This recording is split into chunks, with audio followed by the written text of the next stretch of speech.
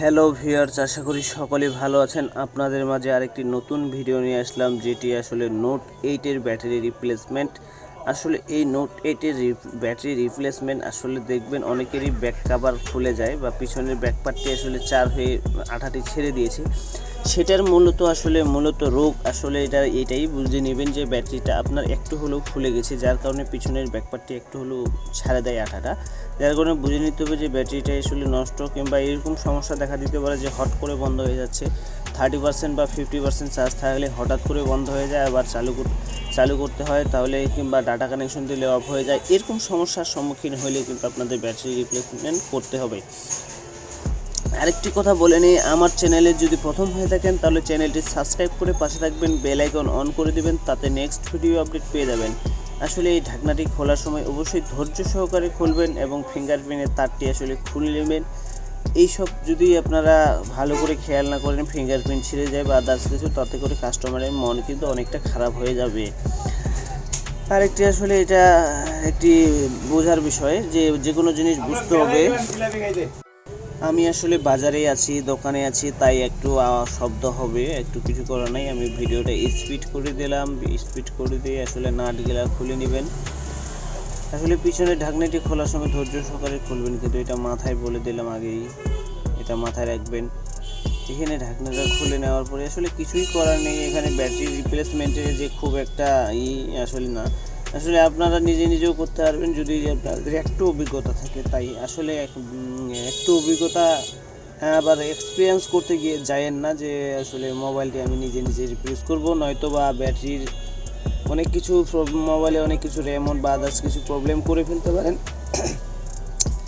তাই আসলে আপনারা কিন্তু, আমি যে ব্যাটারিটা লাগাচ্ছি এটা আসলে ইগল একটা কোম্পানির, মানে ইগল কোম্পানির যে ব্যাটারিটি, আসলে ইগল কোম্পানির ব্যাটারি যা সার্ভিস দেয় আসলে অনেক ভালো মানের একটি সার্ভিস দেয় চার্জিংয়ের।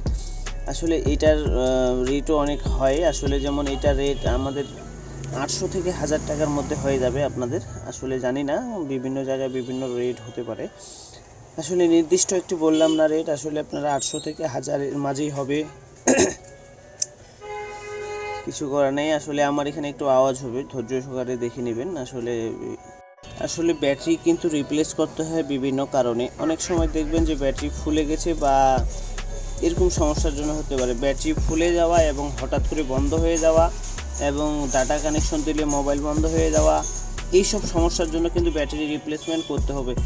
আসলে এইসব যদি আসলে আপনারা নিজেই ফলো করতে পারেন, আসলে আমার যে ভিডিওগুলা যে সার্ভিসিং বা যারা টেকনিশিয়ান কাজ করে তারাই দেখে, সেটা বলতেছি না। কিছু আমাদের বাইরের যে পাবলিক আছে, যে বা বাইরের যে মানে ভিউয়ার্স আছে, আসলে এরাও কিন্তু দেখে যে যারা আসলে ব্যাটারি রিপ্লেসমেন্ট কীভাবে করা হয়, আসলে ইউটিউবে সার্চ দিয়ে আসলে আপনারা কিন্তু দেখে থাকেন।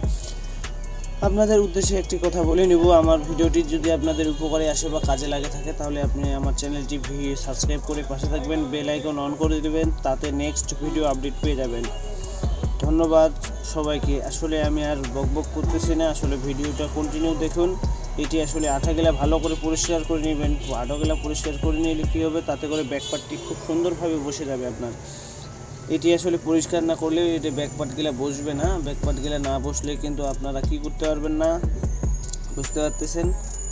আপনারা ব্যাকপার্টটি ভালো করে আঠাগুলা পরিষ্কার করে নেবেন, দুটারই পরিষ্কার করে নেবেন। এখানে সুন্দরভাবে চতুর্পাশে আঠা মেরে দেবেন। আঠাটা না মারলে আসলে এটি কিন্তু আঠা দিয়েই দেওয়া থাকে, এটা অরিজিনাল আঠাটা নষ্ট হয়ে গেছে। এটা খুব সুন্দরভাবে আঠাটা দিয়ে দিবেন চতুর্পাশে। আঠাটা দেওয়ার পরে আপনার ব্যাক পার্টের যে ব্যাক সেলটা আছে, হলে ব্যাক সেলটা কী করবেন, ব্যাক সেলটা আপনারা যে আঠাটা লেগে আছে ওই আঠাটাও একটু পরিষ্কার করে নেবেন ধৈর্য সহকারে। আসলে আমার চ্যানেলে কন্টিনিউ ভিডিওটি দেখার জন্য আপনাকে ধন্যবাদ। আশা করি সবাই ভালো থাকবেন, ভালো রাখবেন, এটাই কামনা করবি। চলুন কন্টিনিউ করি ভিডিওটি। আশা করি